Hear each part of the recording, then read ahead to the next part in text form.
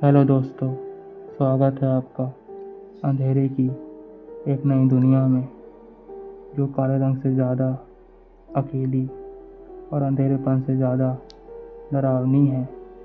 इसका नाम है स्टोरीज, जहाँ डर सुना ही नहीं महसूस होता है। मैं हूँ आपका होस्ट सौरभ, और आज मैं आपको अपने मामा के दोस्त, जिनका नाम अमित है, उनके साथ हुई एक सच्ची रूह कँपाने वाली कहानी सुनाना चाहता हूँ। कहानी शुरू होती है मध्य प्रदेश के एक छोटे से गांव जतहरा में, जहाँ एक पुरानी मान्यता है। लोग कहते हैं कि गांव के बाहर एक टूटा हुआ किला और सूखा बरगद का पेड़ है। कहते हैं दोनों श्रापित हैं। गांव वाले रात को उस किले वाले रास्ते से नहीं गुजरते, क्योंकि वहाँ रहता है शैतानी दुनिया का पहरेदार, जो अंधेरे से भी ज़्यादा काला, और उसकी आँखें खून से भी ज़्यादा लाल हैं, जो दूध पीते बच्चे से लेकर बेजुबान जानवरों तक को अपना शिकार बनाता है। जो शैतान का वाहन है, नाम है एक शैतानी परिंदा, जो आधा उल्लू और आधा इंसान है। कहते हैं जो भी उसकी आवाज़ सुनता है वह पागल हो जाता है। एक बार शहर से आए 3 युवक, रोहन, अमित और आकाश, गांव की इन कहानियों को मजाक मानते हैं। उन्होंने तय किया कि पूर्णिमा की रात को किले में जाकर वह सच्चाई का पता लगाएंगे। पूर्णिमा की रात 12 बजे टॉर्च और कैमरा लेकर वे तीनों वहां पहुंच गए। उस रात हवा में एक अजीब सी ठंडक थी।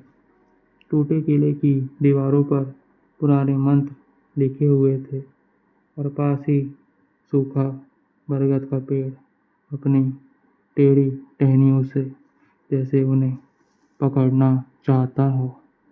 अचानक से दूर से एक अजीब सी भारी आवाज आई। अचानक से अमित ने बोला, देखो वहाँ कोई है। रोहन बोला, शायद कोई कुत्ता होगा।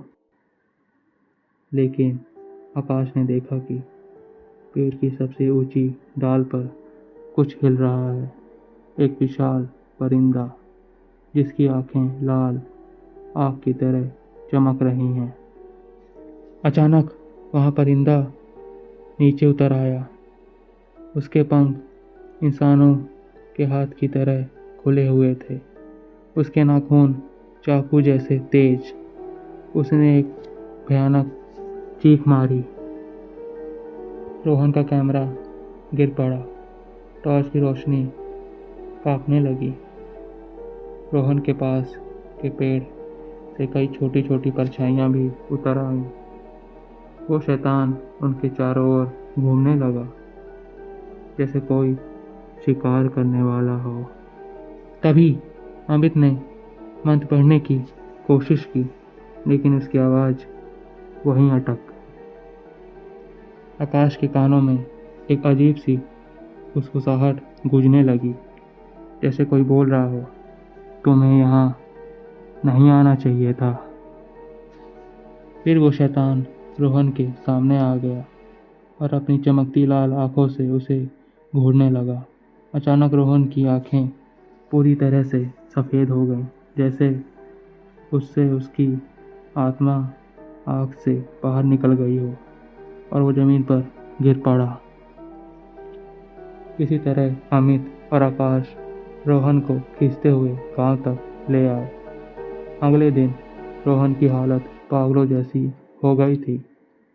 वह बस एक ही शब्द बार बार बोल रहा था, अरवा, अरवा।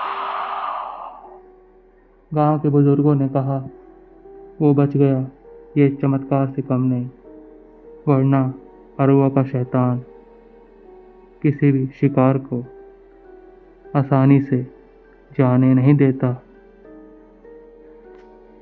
आज भी जतेहरा के लोग कहते हैं कि पूर्णिमा की रात अगर आप उस किले के पास जाएं तो हवा में वही डरावनी आवाज़ महसूस होती है।